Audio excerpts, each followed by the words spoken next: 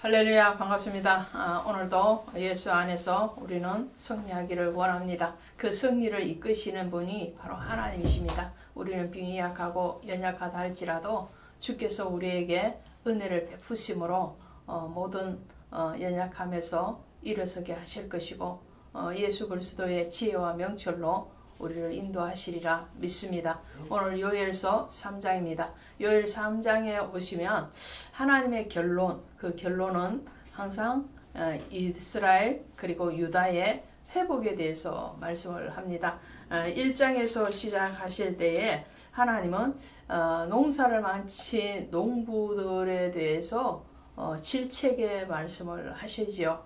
그 농부는 바로 이스라엘의 지도자들이라고 할 수 있겠죠. 그런데 하나님의 시작은 징계 그리고 심판으로 시작을 하시지만 결론은 항상 가면 하나님의 공의가 드러나는 유다의 회복, 이스라엘의 회복에 대해서 말씀을 해요. 왜 그런가요? 그것은 하나님의 관점이 늘 그의 친아들인 예수 그리스도를 믿는 하나님의 자녀들에게 있기 때문에 그렇습니다. 그래서 징계가 없으면 사생자라고 그랬잖아요. 하나님의 징계 없음에 대해서 우리는 기뻐할 것만은 아니라는 거죠. 정말 의롭게 행해서 징계가 없다면 마땅히 기쁜 일이고 또 복된 일이겠지만 그러나 하나님 앞에 믿음을 떠나서 사는데도 아무런 일이 없다. 그것은 하나님의 버리심이 아니신가 한번 생각을 하셔야 된다는 거죠. 그래서 늘 의로운 길로 돌이키게 하시기 위해서 하나님 때때로 이방인을 통해서도 하나님의 징계를 드러내시고요. 혹은 자연의 어떤 현상을 통해서도 징계를 하시는 것을 보게 되죠. 오늘 3장 보실 텐데 3장 1절 이렇게 됩니다. 보라, 그날 곧 내가 유다와 예루살렘 가운데에서 사로잡힌 자를 돌아오게 할 그때에, 이렇게 시작을 하죠. 그러니까 하나님의 이 회복, 그 회복은 사로잡힌 자를 돌아오게 한다라고 말씀을 하죠. 일찍이 이스라엘이 애굽의 종살이를 430년 동안 하는 가운데 있을 때도 하나님은 그들의 부르짖음에 들으시고 친히 모세에게 소명을 주시고 그 모세를 통해서 출애굽을 이끌어 내시죠. 뿐만 아니라 하나님이 지금 요엘서에서 말씀을 하실 때에 유다와 예루살렘 가운데 사로잡힌 자를 돌아오게 한다. 이 말은 첫 번째로는 바벨론으로 포로로 잡혀갔던 유다 백성들을 다시 돌아오게 하실 것이다 라는 예언의 말씀이시기도 하고요. 두 번째로는 유다의 영적인 회복을 얘기합니다. 그러니까 유다가 지금 하나님 앞에 범죄하고 있잖아요. 하나님의 은혜를 망각하고 하나님의 은혜를 헛되이 여기는 그 답답함, 그쵸? 정말 목회자로서 성도를 볼 때 가장 언제 답답한가 하면요, 신앙이 이뤄지 버리고 정말 곁길로 가고 있음에도 불구하고 그것을 깨닫지 못하고 있는 안일한 상태를 볼 때에 자신의 잘못에 대해서 그것을 자각하는 단계는 그래도 소망이 있는 단계죠. 근데 자각을 하지 않는다는 것은 참 답답하죠. 자녀를 키우면서도 가장 가슴에 이 무거움이 느껴질 때가 언제인가 하니까 하나님 앞에 열심을 품지 못하는 믿음에 대해서 정말 예민한 영적인 감각을 가지지 않고 육적으로만 사는 것과 같은 모습을 볼 때에 참 답답하죠. 그 답답함이 눌림의 현상으로 올 때도 있는 것을 여러분들도 경험을 하시리라 믿습니다. 하나님도 그런 거예요. 하나님도 육적인 포로에서 애굽이나 바벨론에서 돌아오는 것 이상으로 하나님이 원하심은 뭐냐면 그들이 영적인 그런 무기력함 혹은 영적인 무감각함에서 깨어나는 거죠. 그 깨어나게 하시겠다라는 말씀을 하고 계시는 겁니다. 세 번째로 이 유다와 예루살렘 가운데 사로잡힌 자를 돌아오게 한다라는 뜻은 우리 모든 성도들이 최종적으로 주님 앞에 구원과 심판으로 갈라지는 그 여호와의 날에 대해서 말씀을 하는 거죠. 이전에도 여호와의 날이라는 말씀이 반복하고 있었죠. 그 여호와의 날이 언제 있었습니까? 2장에 보시면 2장 11절에도 여호와의 날이 이렇게 돼 있고요. 자, 이 여호와의 날 그리고 남은 자 사상이죠. 2장 32절에도 남은 자 중에서 나 여호와의 부름을 받은 자가 있을 것임이니라. 이 여호와의 날은 그 심판과 구원의 날이라는 거죠. 영적으로 계속적으로 깨어있지 않아야 하면 심판이고 깨어있는 자, 그 자가 바로 남은 자잖아요. 그 남은 사람에게는 구원이라는 거죠. 오늘 이 3장 1절에서는 심판 중에서도 구원이라는 거죠. 그러나 그 반대편에 쓴 사람들도 분명하게 있는 거죠. 여호와의 날은 항상 두 개를 가지고 있어요. 믿는 자는 구원, 믿지 아니한 자는 심판, 이런 건데, 자 2절에 이렇게 되어 있습니다. 내가 만국을 모아 데리고 요사박 골짜기에 내려가서 내 백성 곧 내 기업인 이스라엘을 위하여 거기에서 그들을 심문하리니. 자, 이 심문을 한다 그래요. 심판한다 이런 말씀이잖아요. 그러니까 1절에서 말한 그 회복, 남은 자인 유다와 예루살렘, 유다라는 것은 유다 백성들을 얘기하고요. 예루살렘이라는 것은 성전을 얘기하잖아요. 그러니까 하나님의 백성, 하나님의 성전에서 신앙으로 승리한 사람들은 구원할 것이나 그들을 치 못한 사람들, 특별히 이 유다나 예루살렘 성전을 파괴하는 일에 앞장섰던 이방국에 대해서 하나님은 심문하시겠다, 심판하시겠다, 재판하시겠다 이런 말씀을 하고 계시거든요. 그 나라를 4절에서는 이렇게 말씀합니다. 두로와 시돈과 블레셋 사방아. 자, 아이를 키우는 부모의 입장, 특별히 엄마의 입장에서 보면 내 아이가 잘못했어요. 분명하게 잘못한 거예요. 잘못한 것인데 엄마인 내가 야단을 치는 것은 괜찮은 건데 다른 이웃이 야단을 치면 그 마땅한 야단임에도 불구하고 속 기분이 좋게 느껴지진 않죠. 하나님이 그러신 거예요.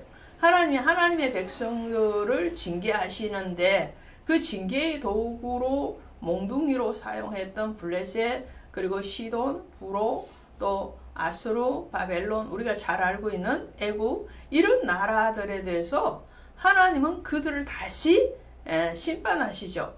자, 왜 그러냐 하면요, 내 자녀인 유다나 이스라엘을 징계하는 도구로 사용했지만 그 징계의 도구를 행하되 그들이 정말 하나님의 마음으로 징계를 했으면 그들도 구원을 받을 것인데 그렇지 않다는 거죠. 자기 욕심으로 징계하고 자기 욕심으로 몽둥이를 휘둘렀기 때문에 그들을 심판하는데 7절 8절에 이렇게 말씀을 하시죠. 보라, 내가 그들을 너희가 팔아 이르게 한 곳에서 일으켜 나오게 하고 너희가 행한 것을 너희 머리로 돌려서, 보세요, 너희가 행한 것을 너희 머리로 돌린대요. 그리고 너희 자녀를 유다 자손의 손에 팔리니. 그러니까 너희가 행한 대로 그대로 다시 너희가 받을 것이다. 이스라엘이나 유다 나라를 압제하고 핍박하고 고난을 주게 했던 그것들에 대해서 내가 다시 너희를 심판하리라 말씀하시는 거죠. 이 말씀의 성취대로 시돈 사람은 345년에 안티오코스 3세에 의해서 노예로 팔립니다. 그리고 두로 사람들은 알렉산더가 332년에 노예로 만들어 버립니다. 자, 더 강한 먹이 사슬을 통해서 그 자연 생태계를 유지하게끔 하시는 것처럼 개체 수를 조정을 하시잖아요. 그런 것처럼 하나님이 이스라엘과 유다 나라를 때로는 심판, 때로는 구원을 하실 때도 이방 나라, 더 큰 이족들을 통해서 하나님의 일을 성취하게 하실 뿐만 아니라 또 그들을 심판하시는 하나님의 역사의 주관자 되심에 대해서 말씀을 하고 있는 거죠. 자, 12절에 보시니까 여호사밧 골짜기로 올라올지어다. 이 여호사밧 골짜기가 바로 3장 2절에 있는 그 심판의 골짜기죠. 3장 2절에도 여호사밧 골짜기에 내려가서 그들을 심문하리니 그죠. 심판의 골짜기입니다. 그 심판의 골짜기라는 말씀이 14절에도 나오죠. 심판의 골짜기에 여호와의 날이 가까움이니라 그러죠. 그리고 이 골짜기는 에스겔 39장 11절에 나오는 하몬국 골짜기와 같습니다. 그리고 계시록 16장 16절에 나오는 아마겟도 골짜기도 동일한 거예요. 여기에서 나오는 이 골짜기라는 개념은 심판의 개념이에요. 그러니까 이 골짜기는 뭐예요? 이렇게 움푹 파인 거죠. 그 골짜기를 메꿔야 된다는 거죠. 자, 그럴 때에 하나님은 이렇게 말씀을 하시는 거예요. 이스라엘의 백성들의 회복에 대해서 말씀하실 때에 다시 포도주가 생길 것이고 18절에 보시니까 그 다음에 유다 모든 시내가 물을 흘리고 지난번에 어떻게 해요? 비가 오지 않아서 이른 비와 늦은 비가 오지 않아서 땅이 메말랐잖아요. 근데 그 메마른 땅에 다시 물이 흐를 것이고 성전에서 샘물이 흘러나온대요. 이 성전이 메말라서 하나님의 말씀이 흘러가지 아니하니까 모든 심령들이 메말라서 죽었잖아요. 그런데 그 성전이 다시 회복되어지고 농토가 회복되어지고 시딤 골짜기에 되리라 라고 해서 이 시딤이라는 말은 가시나무라는 것이죠. 그래서 구약에 성막을 지을 때에 그 성막 안에 번제단 또 떡상 이런 것이 있는데 그것의 재료가 시딤나무 조각목이죠. 이 가시나무라는 것은 이 시딤 지역이 어디 있냐면은 메마른 골짜기로 사해 부근에 있다고 그래요. 그러니까 굉장히 이 가시나무는 가시 선인장이나 가시 종류는 메마른 땅에서 자라는 거죠. 그러나 물기가 많으면 물이 많으면 어떻게 되는 거예요? 그 가시나무가 자라는 것이 아니라 활엽수가 자라는 거죠. 침엽수나 이 가시는 메마른 땅에서 자라는 나무 수목이라면 나무 잎이 크고 웅장한 그런 것들은 물가에서 자라는 물기가 많은 지역에서 자라게 되어 있죠. 자, 이 시딤 골짜기의 회복에 대해서 하나님은 말씀을 하시는 거죠. 조각목으로 번제단을 만들고 떡상을 만들어셔서 하나님의 성전에서 예수 그리스도를 예표하는 것이었다면 이 메마른 이스라엘 유다 심령을 다시 회복해서 하나님이 영광이 거하는 성전 또 성소 성물이 되게 하시겠다는 말씀이시죠. 자, 루가복음 3장에 가면 세례 요한이 이렇게 외치죠. 이것은 이사야의 외침이기도 한데 누가복음 3장 세례 요한이 이렇게 말씀을 외치죠. 어떻게 외치느냐면 광야에서 외치는 자의 소리가 있어 이르되 너희는 주의 길을 준비하라. 그의 오실 것을 길을 곱게 하라. 모든 골짜기가 메워지고 모든 산과 작은 산이 낮아지고 굽은 것이 곧아지고 험한 길이 평탄하여질 것이요. 세례 요한이 예수 그리스도 오실 길을 예비하는데 이 노래를 하는 거, 광야에서 외치는 자의 소리. 여기서 골짜기는 뭘까요? 또 모든 산과 작은 산은 무엇이고 굽은 길은 뭘까요? 자, 골짜기는 메꿔져야 된다. 모든 산은 낮아져야 된다 그래요. 그리고 굽어진 것은 곱게 해야 된다고 그래요. 이것은 바로 하나님이 임재하시기를 원하시는 유다 백성들의 마음 상태의 회복에 대해서 얘기하는 거죠. 골짜기 같이 움푹 패여졌으면 그 골짜기의 은혜로 채워야, 성령의 단비로 채워야 된다는 거죠. 그리고 마음이 굽어져 있으면 그 굽은 마음을 곱게 해야 되는 거고, 우리 마음이 교만해서 높아져 있으면 낮춰야 된다는 거죠. 이런 우리의 메마른 심령의 회복을 말을 하는 것처럼 오늘 요엘서 3장은 성령의 강림 또 하나님의 구원하심으로 인하여서 유다와 이스라엘 백성들이 다시 회복될 것이다. 그것은 외적인 회복뿐만 아니라 내적인 회복을 하나님은 약속하고 계신다는 것. 지금 밖에서 소낙비가 쏟아지고 있습니다. 성령의 비가 내리고 있어요. 오늘 여러분의 심령에 또 사역 위에 성령의 단비가 충만하게 내리기를 원합니다. 고맙습니다.